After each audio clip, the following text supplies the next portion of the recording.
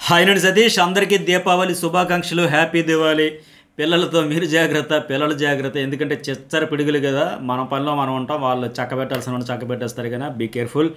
అట్లాగే ఇక నామినేషన్లు దీపావళి రచ్చ అయితే మొదలైపోయింది. బలూన్స్ పెట్టాడు, హౌస్ అంతా కలకల ఆడిపోతుంది. దాన్ని బలూన్స్ పెట్టాడు నిజంగా. అందులో వీళ్ళిద్దరి చేతుల మీదుగా, ఇమాన్యుయల్ అండ్ ఆయేషా చేతుల మీదుగానే ఈ రచ్చకి మొదలుపెట్టాడు కనుక, శంకారావం ఊదించాడు కనుక, నామినేషన్ హక్కును పొందాలంటే ఎవరు ఎట్లా చేయాలి, సాధించాల్సి ఉంటుందని చెప్పాడు కనుక, ఒక రకంగా వీళ్ళని రక్షించాడు బిగ్ బాస్. ఆ కార్డులన్నీ తెచ్చి మీరే 5గురిని, మీరే 3గురిని, మీకు ఎంతమంది వస్తే అంతమందిని మీరే డైరెక్ట్గా చేయండి అంటే చుక్కలు కనబడేవి. నిజంగానే కేవలం కాపాడాడు. అయితే నేను నైట్ అప్డేట్ ప్రకారం ఎవ్రీడే జర్నలిస్ట్ అదిస్లో మిడ్-నైట్ 1 12:30 ఆ టైం అయినా కావచ్చు, ఎపిసోడ్ అయిపోయిన వెంటనే అప్డేట్స్ అన్నీ చాలా వస్తుంటాయి కనుక వెంటనే అప్లోడ్ చేసేస్తా. ఈ ప్రాసెస్ ఎట్లా ఉంటుంది, ఫైనల్గా ఎంతమంది వచ్చారు, ఎవరు తప్పించుకున్నారు, ఎట్లా జరిగింది, బలూన్స్ టాస్క్ పెట్టి ఆ కార్డ్స్ పెట్టి ఇవన్నీ డీటెయిల్గా చెప్పా. ఆ వీడియో మిస్ అయిన వాళ్ళు తప్పకుండా ఆ వీడియో కూడా చూడండి. ఇలాగే everyday first updates, crazy updates. సరే ఇలా కూడా ట్విస్ట్ ఇచ్చాడు, ఇలా కూడా ఆట ఆడుకున్నాడు Bigg Boss, house mates decisions అన్నీ కూడా journalist Satish and news ball everyday వస్తూ ఉంటాయి. ఫస్ట్ టైం చూసేవాళ్ళు 2 ఛానల్స్ సబ్స్క్రైబ్ చేసుకుంటే అట్లా ఈ వీడియోకి జర్నలిస్ట్ సతీష్లు హైప్ ఇవ్వండి, లైక్ చేయడం అయితే మర్చిపోకండి. Once again happy Diwali. సరేగా నామినేషన్ల ప్రాసెస్ ప్రక్రియ ఎట్లా జరిగిందో చూసాం కదా, ఫుల్ క్లారిటీ వచ్చేసింది ప్రోమోన్ ప్లస్ నాకు ఉన్న అప్డేట్స్ ప్రకారం చూసుకుంటే. ఈ కార్డుల ప్రకారం వీళ్ళే ఎవరికి ఎన్ని కార్డులు దొరికాయో వాటి ప్రకారం మీరే చేయండి అంటే 1 to 1 రచ్చ అయిపోయేది. అయితే ఈ ప్రాసెస్ ఎట్లా ఉందంటే, గత వారం బాల్ పట్టు వేరే వాళ్ళకి ఇవ్వడం, నామినేషన్ ఇద్దరు చేయడం, మళ్ళీ బ్యాక్ బాల్ ఇవ్వడం, ఎవరైతే బాల్ పట్టుకొని ఇచ్చారో మళ్ళీ వాళ్ళు చేయడం, ఇట్లా చేశారు కదా. సేమ్ అలాగే ఉంది ఇది కూడా, కార్డ్స్ తేవడం, మళ్ళీ వాళ్ళకి ఇవ్వడం, వాళ్ళు నామినేషన్ చేయడం, ఇట్లా జరుగుతూ ఉంది కదా. అయితే ఇక్కడ ఎట్లా మెలిగిపెట్టాడంటే, ఎవరు సేఫ్ గేమ్ ఆడకుండా ఖచ్చితంగా మెలిగిపెట్టేశాడు. నేను ఎందుకు ఆడాలి, నేను ఎందుకు నామినేషన్ చేయాలని కూర్చోకుండా అందరూ ఎఫర్ట్ పెట్టాల్సింది. కార్డు కూడా ఇచ్చాడు పర్ఫెక్ట్గా. ఇమాన్యుయల్ కూడా చాలా తెలివిగా కార్డ్స్ అయితే ఇచ్చి తను ఎవరిని చేయాలనుకుంటున్నాడు, ఎవరికి ఇస్తే ఎవరు నామినేషన్లోకి వస్తారో వాళ్ళందరికీ లెక్కలన్నీ వేసుకొని పెడతారు కనుక చాలా ఇంట్రెస్ట్గా ఉండబోతుంది. అయితే గొడవలు అయితే వేరే లెవెల్ అంటే బీభత్సంగా జరిగాయంటే 1 to 1 ఎవరెవరికి జరిగాయని కూడా చెప్పేస్తా. ఇక ఇమాన్యుయల్ ఆయేషకి బంపర్ ఆఫర్ ఇవ్వడంతో బలూన్లు పేల్చారు, నామినేషన్ టికెట్లు అయితే సంపాదించారు కదా. వాళ్ళకి నామినేషన్ చేసే పవర్ వస్తుంది కదా, ఎవరికి ఇవ్వాలి అనేది ఆ పార్ట్నర్తో షేర్ చేసుకోవాలనేటప్పుడు ఆయేషకు వచ్చిన పవర్ ఏంటి, నామినేట్ 1 అని, అలాగే 2 కార్డులు ఏంటంటే డైరెక్ట్ నామినేషన్ ఒక కార్డు వచ్చింది. నామినేట్ 1 అని 2 కార్డులు, డైరెక్ట్ నామినేషన్ ఒక కార్డు వచ్చింది.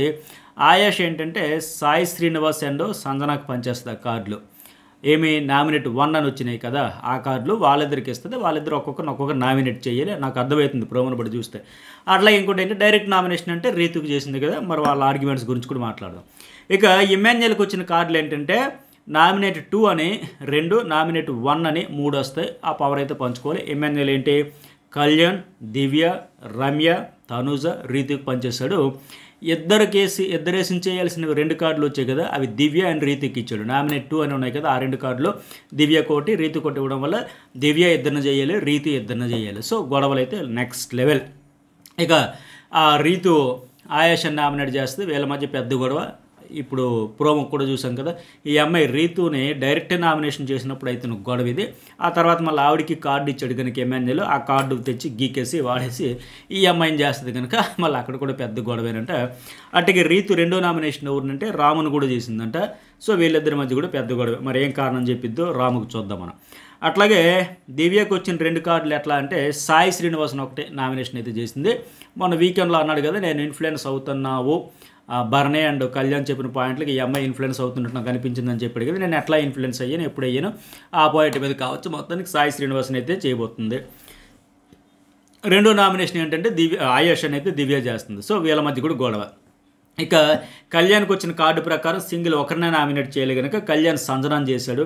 అట్లాగే తనూజకి ఇమాన్యుయల్ ఇచ్చిన కార్డు ప్రకారం తనూజ రమ్యని నామినేట్ చేస్తుంది. అట్లాగే రమ్యకు కూడా ఒక కార్డు ఇచ్చాడు కదా, సో రమ్య వచ్చి మళ్ళీ తనూజని చేస్తుంది.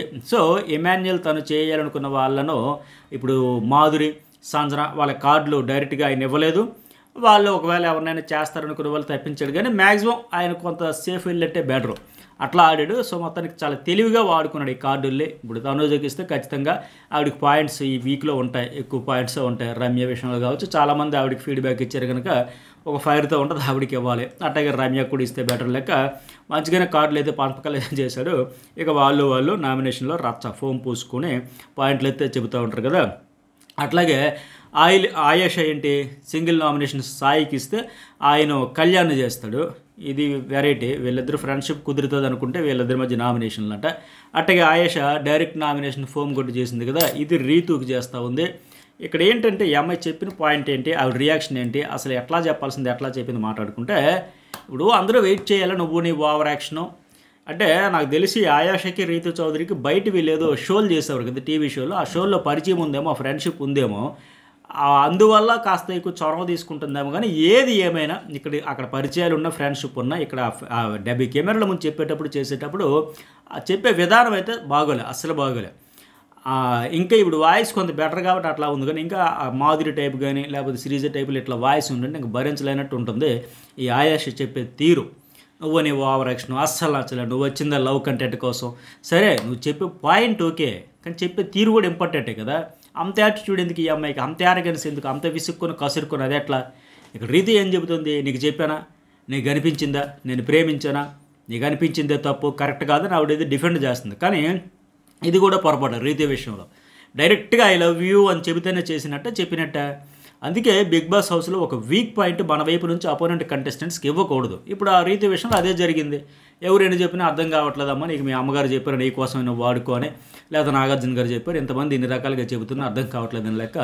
సో ఇప్పుడు ఏంటి వాళ్ళ చేష్టలని చూస్తే బయట ఎట్టగైతే లవర్స్ ఒక డ్రింక్లో 2 స్టార్లు పెట్టుకొని ఒకరికొకరు తినిపించుకొని ఆ కేరింగు ప్యాంపరింగు, ఒకరు కొరికింది ఇంకొకరు కొరుక్కుంటూ తినుకుంటూ ఇట్లా రకరకాలుగా ఉంటాయి కదా విన్యాసాలు. అవన్నీ కనిపించేటప్పుడు ఎస్ నాకు ఆయన అంటే ఇష్టం అది ఒప్పుకుంటే సింపుల్. ఆ అమ్మాయి తప్పే ఉంది, ఆవిడకి ఫీలింగ్ కలిగింది, ఎమోషన్ వచ్చింది, వాళ్ళిద్దరికి ఒక ఎఫెక్షన్ ఏర్పడింది, డైరెక్ట్గా ఒప్పుకున్నారు, జెన్యున్గా ఒప్పుకున్నారు. దాన్ని అడిదిప్పి ఇంకా మాది జస్ట్ ఫ్రెండ్షిప్పే, అంతకుమించి ఏమి లేదంటూ ఫ్రెండ్స్ లాగా ఉండకుండా అంతకుమించి ఉంటున్నారు. అప్పుడు ఆడియన్స్ కూడా అర్థమవుతుంది కదా.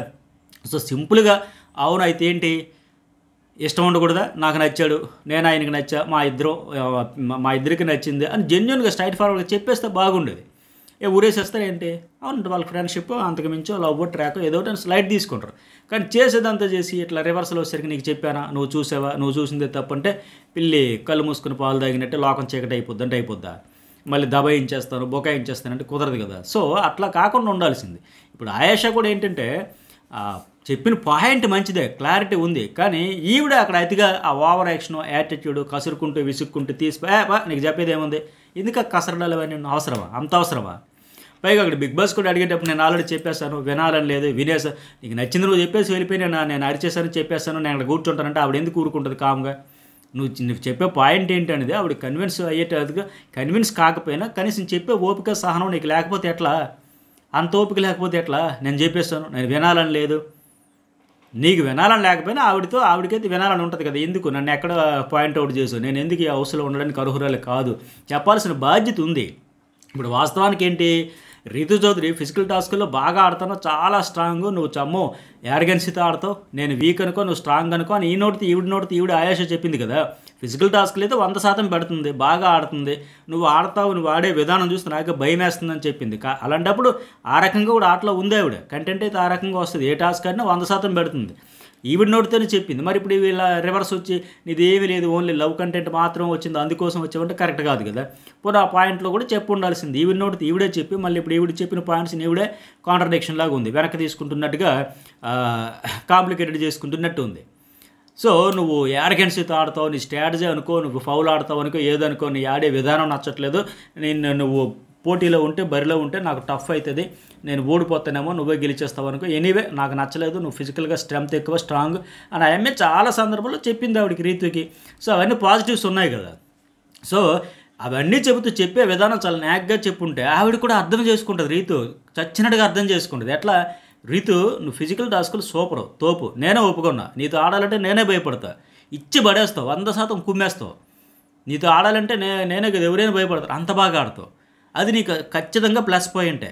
కానీ ఆ ట్రాక్ ఏదైతే ఉందో ఆ లవ్ అంటున్నావు చూడు, అదేదో నాకు నచ్చలేదబ్బా, దానివల్ల నీకు మైనస్ అయిపోతుంది, అది చూసుకో, అది లేకపోతే నువ్వు తోపు టాప్ 5 పక్క నాది గ్యారంటీ రాసేస్తా.